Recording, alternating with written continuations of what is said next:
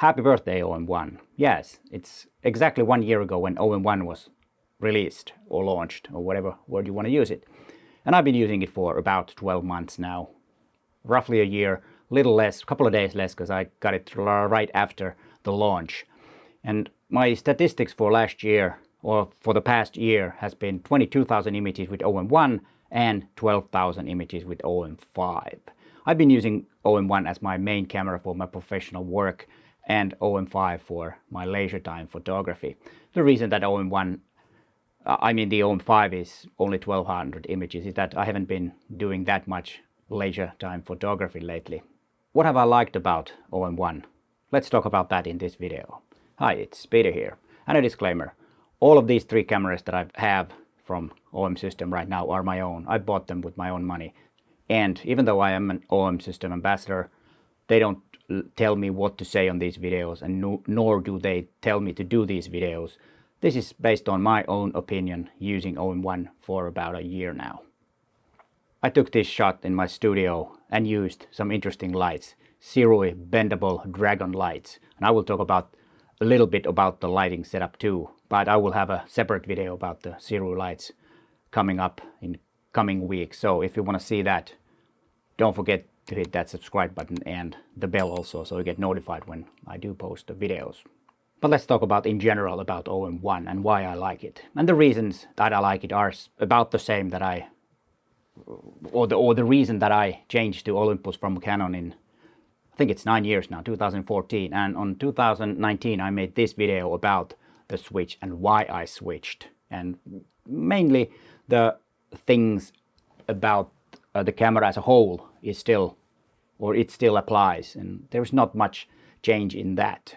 And when choosing a camera, it's not about being the best at everything. We all have our best camera, and for me, for professional work, it is OM1 and OM5 for my leisure photography, like I already said. What is your best camera for your photographic needs? Because, like I said, there is no best camera that fits everyone. We all have different preferences. The size and form factor. Even though the size and form factor is not as big of an advantage as it was back in 2014, it's still a very compact and capable system. The whole system is smaller, even though there are a lot of cameras that are about the same size and have bigger sensors. And yes, that's something that has happened in the last 9 years, that the advantage of the size and the form factor has been kind of diminished. It's like, let's say like the Fujifilm X-T5, I think it's about the same size as OM1 and it has a slightly bigger sensor. But then when we talk about the whole system, then OM1 and OM System and Olympus cameras has a slight advantage. And of course the things that I've always liked that OM1 and many other OM System cameras are really feature packed. And one particular feature is something that I really am very accustomed to, that is the IBIS. It's just something that I could never photograph with a camera that didn't have an IBIS. And that's probably would be a kind of like a breaking point if I would ever change or switch. It needs to have as good as, or the IBIS as good as it is in OM System cameras. And then of course the weather sealing is a really important thing. When you're photographing as a professional, you need to sometimes photograph in a bad weather, and also with leisure time. When I have OM5 with a weather sealed lens, the 20mm on that is the most used lens that I have. And of course also then the bad weather is a very good time to photograph. Well, it's really sunny right now, that's why I had the curtains closed, because it was a really bright day, but it's not that inspiring. When it's raining, it's a lot more inspiring. Great hybrid camera. OM1 is one of the best hybrid cameras on the market. It can do excellent video and excellent photographs, or you can do excellent video and excellent photographs with OM1. And one particular feature is really important. This might be in some cameras and it might not be, is the ability to use the function lever to switch between video and photographic modes. I do a lot of hybrid gigs where I need to photograph some video and also some photographs. And being able to switch between video and photographic modes really easy just by switching the function lever is a great time saver and makes the workflow and the photographing and videographing a lot easier. And the good part of this is also that if you switch from photographic to video, it will turn on the video features, of course, but also the shutter speed, the aperture that you last used, the codecs and everything will be stored in. When you go back to photographic mode, it will have the photographic shutter speed and aperture and ISO that you used when you took the last photograph before video. And I think that is something that makes OM1 a really good hybrid camera. And also it is really easy to use the OM1 with handheld video because the IBIS is so good. It looks really nice and smooth when you're hand holding. And what are your favorite features on OM1, and do you have one? And if you don't, why not? We all have the best camera for our needs. So what is yours? I already mentioned IBIS. That is something that I could not live without. And then there are a few other things. One is Live ND, which is a really handy. You just push a button and you have a live ND or an ND filter, a variable ND filter, because you can switch the strength of the ND filter when using Live ND. And on OM1, it's 6 stops max.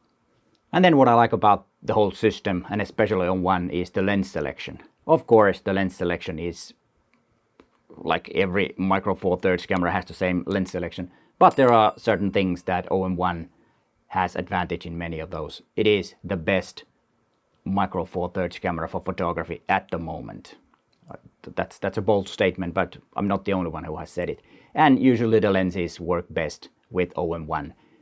And what I'm saying best is, of course, it has the best image quality, the best high ISO performance, and also all the focus bracketing and all that stuff, pro captures and all that stuff works the best with OM1 and with the lenses. This might be a bit kind of like a surprise to say, but that's the way it is. I'm not saying that if I put the lens to OM5 I get, worst image quality, but yes, if I go to high ISO, then yes, I will use OM1 because it has better high ISO performance. And being able to use 25,600 ISO is a big thing, because with EM1 Mark III I couldn't. The difference is that the image does not break apart when you do some noise reduction. That's the big key, and there's a video about that if you want to watch and see for yourself how much better OM1 is. And before we continue, a few things that I don't like about it, or the things that could be improved. No camera is perfect. There's always a room for improvement. OM System or OMDS did quite a good job when improving OM1, the video features I mean. It gave us the H.265 codec, and you can do ProRes RAW external to an external recorder. Okay, that's also possible with other cameras, but that's something that some of us use, and it improved the autofocus. And it wasn't at the beginning, wasn't at the best. There were some mistakes, but when they gave us new firmware, it's gotten a lot better. The things that they could improve are, of course, adding ProRes 422 high quality internally. That could be a big improvement. And then, of course, all the waveforms, vectorscopes, false colors maybe, that will make the exposure, or making the exposure a lot easier. And those all are things that a proper video camera should have. And there is a workaround, of course, using an external monitor where you can see all those. But still, it makes the system a lot bigger, and for the first place to use OM1 is, or the big thing is that it is quite small. But if you have a monitor on top of it, it gets bigger. And also, why not add anamorphic settings to the camera? And then one really big thing with what would be the first in list, what I would like, is open gate, so that it would photograph. Video would be 4:3, so you get more pixels out of it. Like GH6 can shoot 5.7K, yes, with open gate. And that improvement to OM1 could be a very decisive thing. It would make the video camera, or OM1 as a video camera, a lot better. Because with open gate, it is easier to crop vertical and horizontal video from the same material. And that is something that is asked quite a lot nowadays, that they want both vertical and panorama video from the same situation without me needing to film it twice. You could do it with one camera and crop it this way, and that would make it or would make a big difference. Are there any features that I need or want when it comes to photography? Not really.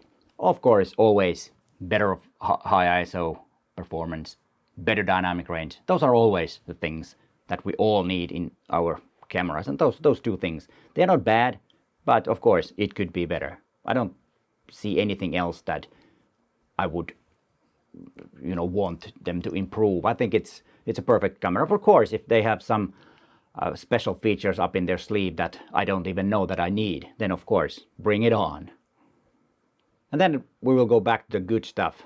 But then first, let's talk about this lighting setup. I got these Zero Dragon lights because I do quite a bit of product photography for clients and also for this channel. Every product that I review, and I need to take photographs. And as I said, I went to my studio and took this photograph of OM1 for the thumbnail. And the lighting I used was the Zero Dragon bendable LEDs. The good thing about this light is that it's easy to have a light wrap because the light bends. Usually I would need 3 big lights and 3 big softboxes to light this so that I can get a nice light wrap. So it will have a light around the subject to separate it from the background, and usually it makes the subject pop if you have a nice light wrap. And with this it is perfect, and it has RGB colors, so I can change the colors and have different colors, all the RGB colors that are possible. But let's get back into the camera. And the next one is speed. Even though I don't need the 120 frames per second raw images, not that much, sometimes it can be handy. But what it does is that the whole camera is really fast. Everything works really fast because it has a very powerful processor. And that's why I think the speed of the camera is important. And that's something that I really like. I don't like sluggish cameras that takes forever to change the menus. Everything goes blazing fast. And I think that's the advantage of it having 120 frames per second. It makes the camera fast overall. Everything works fast. And so far I've been very happy with the OM1s. And like I said, I hadn't shot tons of images. The 22,000 that I said is about the amount that I photograph every year. It's been about between 20 to 26,000 last decade. So it's the normal amount. And there haven't been any issues. Okay, there was, right at the beginning, there was some issues with the AF on the video, but they fixed it. And I think that's also a good thing that Olympus, or not Olympus, but OMDS is reacting to things that if it's not perfect, they're trying to make it perfect. And I think that's a good thing. They have a good record, releasing firmwares in the past. So I hope that also continues.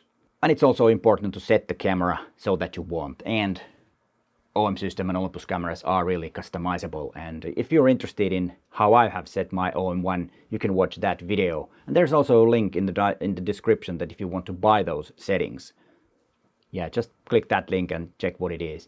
But I always advise you to set up your camera yourself. But if you want, then it's a lot faster. But remember, study and learn how your camera works. And here is that best setting video if you want to watch it. But hey, thanks for watching, and bye for now.